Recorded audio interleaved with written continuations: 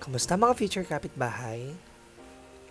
Nandito ulit kami para sa isa na namang bagong episode ng Murang Bahay. Ang property na bibisitahin natin ay sa may Bella Zona Place, Molino 3, Bacoor, Cavite. Bago tayo magsimula, kung bago ka pa lang sa aming channel, huwag mong kalimutan na mag-subscribe at i-click ang bell icon para lagi kang updated sa mga bago naming i-upload. Kami po ay nag-feature ng mga foreclosed na property ni Pag-ibig. Hindi po kami ahente ni Pag-ibig at hindi rin kami konektado sa kahit na anong kumpanya. Kagaya nyo lang din kami na naghahanap ng mga foreclosed na bahay na pwede din namin i-bid. Sa panonood ng aming mga vlog, matutulungan namin kayo na maghanap ng mga foreclosed na bahay para naman makasali din kayo sa bidding. Ang property na bibisitahin natin ay malapit lang sa SM Molino, RFC Molino at Evia. Yan, so ang property po na bibisitahin natin mga future kapitbahay ay unoccupied and pang second time ko na pong mag-visit dito at mag-ocular sa Bella Zona. Yan, so masasabi ko po na napakaganda po ng lugar. Yan, may mga guard at malalawak po ang mga kalsada. So hindi po siya overcrowded na subdivision. Yung unang beses ako nag-visit dito, ang nag-bid para sa bahay na yun ay yung kapatid ko. And then, nung monthly dues nila dito is, I think, less than 500 pesos. Medyo hindi siya mura. Sa mga bago po sa aming channel ay welcome po. I think, naghahanap po kayo ng mga foreclosed na bahay ni Pag-ibig. At sa mga nagbabalik po namin ng mga viewers, welcome back po. Yan, so yung price range po ng bahay na bibisitahin natin ay nasa 2.7 million. So kung ito ay mapapanalunan mo sa halagang 3 million, ang required monthly income mo ay nasa 53,474.56 and ang estimate monthly amortization mo, principal plus interest based on 3 years repricing at 3 years to pay, ang magiging monthly mo ay 18,716 pesos and 10 centavos. Ito po ay based sa chart ni Pag-ibig Fund.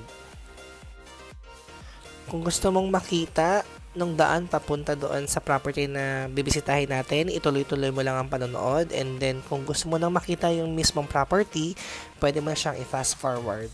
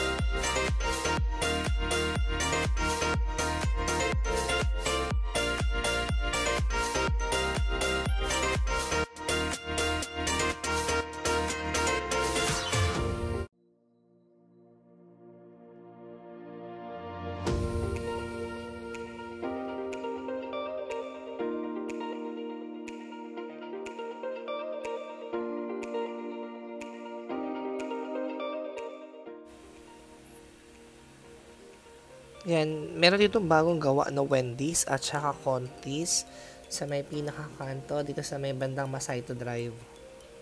Masaito Drive pala, sorry. Yan, so liliko tayo dito sa may bandang kaliwa. Tapos babaybayin natin ng Masaito Drive.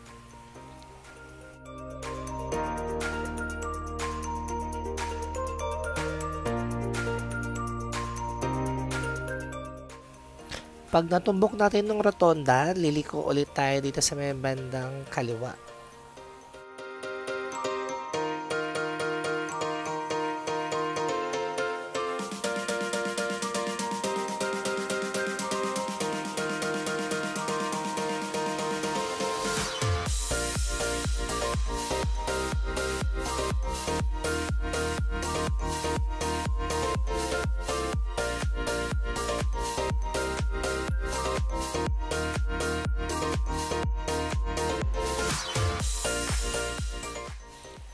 Ito na yung unang guard dito sa may Masaito Drive.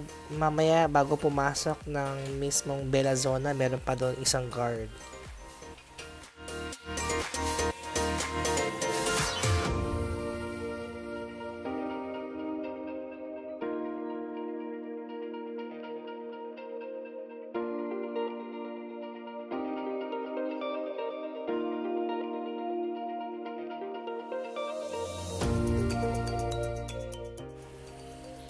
Ito na yung rotonda na sinasabi ko kanina.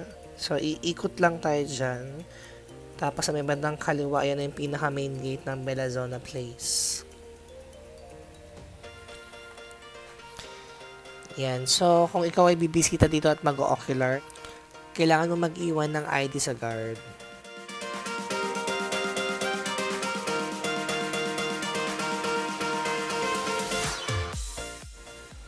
After ng guardhouse, liliko na dito sa may bandang kaliwa. So, yung pinakaunang kanto po ay lilikuan agad natin. And then, sa pang-apat na kanto, nandun na yung property na hinahanap natin. Yan. So, mapapansin niyo na napakaluwang naman ng kalsada. And then, magaganda yung mga bahay.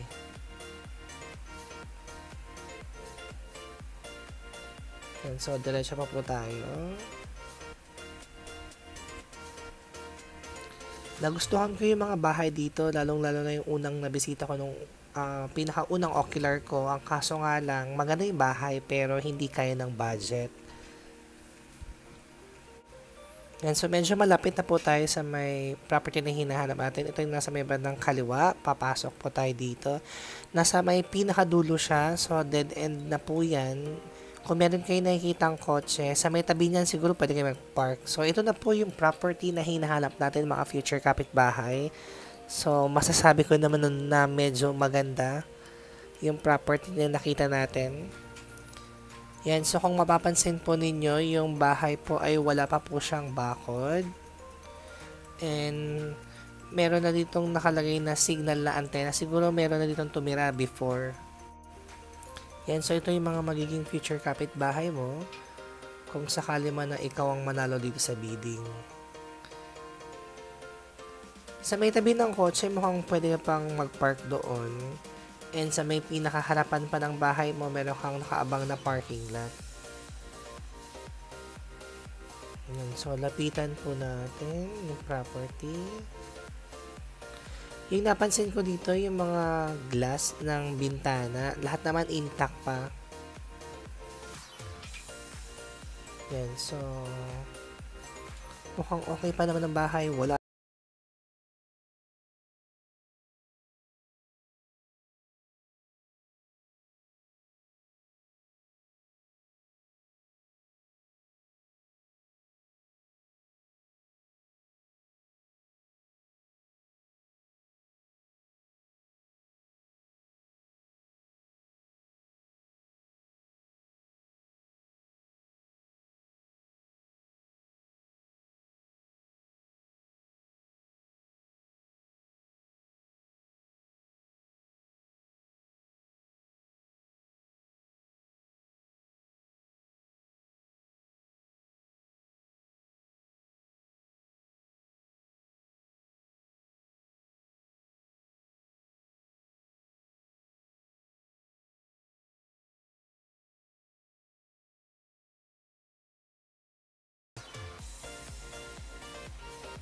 Kasi mukhang mga okay pa naman ang mga bagay-bagay.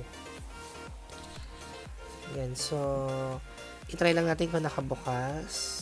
Yan, so nakalock po siya. Subukan natin silipin ng isang kwarto dito.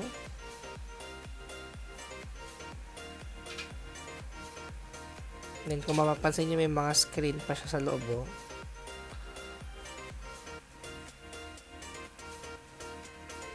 Kung ako tatanungin nyo at meron akong budget, ibibid ko ito.